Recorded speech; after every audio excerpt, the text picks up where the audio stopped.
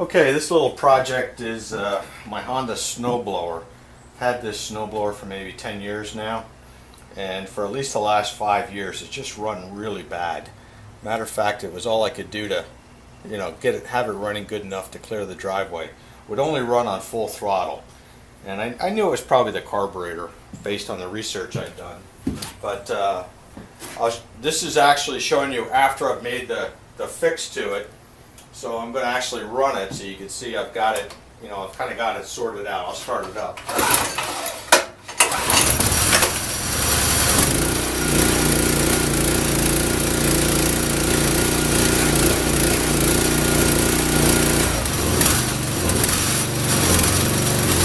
would never run like this before. It never turned the throttle off the choke. So you can see it's back to running normal now, which is the first time it's done that forever. And it really came down to a very simple issue with the carburetor, and I'll show you where that is, and then you can, if you're having the same problem, you can sort yours out too.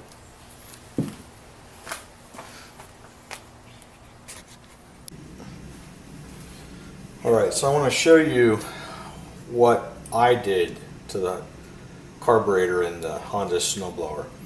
Once I had the carburetor off, this is not actually the carburetor that was on my snowblower. This is another one that looks exactly like it. But I found a video that shows you how to tear it apart and clean it out. So there are two key steps in that video that made the difference. I'm going to show you one step you can avoid, you can pass up and save yourself from having to buy a part. So the first thing is taking this float bowl off. Okay, so it really comes down to a single bolt. Take this off, then the float bowl comes off, and they show removing the float bowl and cleaning out that jet, but the key thing is this jet in here. So you just use a small screwdriver, unscrew that, you turn it up, they show you how to put a little screwdriver in there, push that down, that jet comes out, clean it out real good. Mine was plugged up in a couple of the holes, and I'm sure that was a key as to some of the problems I was having. That's number one. The next thing then is here, is this particular jet. So this little stopper screw comes out.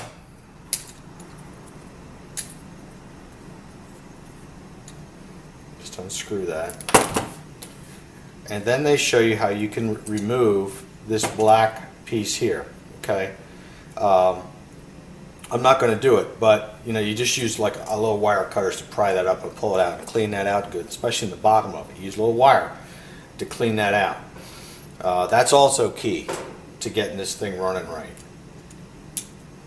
I also use just a little bit of carburetor cleaner, spraying things here and there, and frankly those two things alone are probably going to be enough to fix your problem. I mean, I don't think you need all kinds of other fancy things. The one thing that I would not do again, and that is to pull out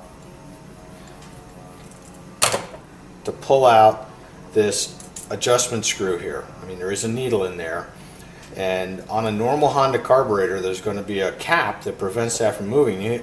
You have to basically break that cap off to get it out. And then you got no choice but to go buy another one. So you have to go to your Honda dealer, order the part number, wait for it, pay too much money for it. And at the end of the day, it really doesn't, you don't have to do it to begin with. So don't bother doing that step. That'd be my recommendation. Just, leave it the way it is. You do those other two steps, I'm betting you're going to be fine.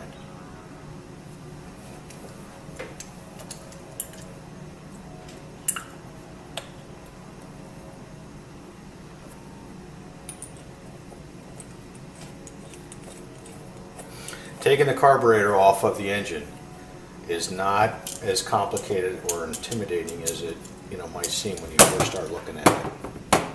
So don't be afraid to give it a shot.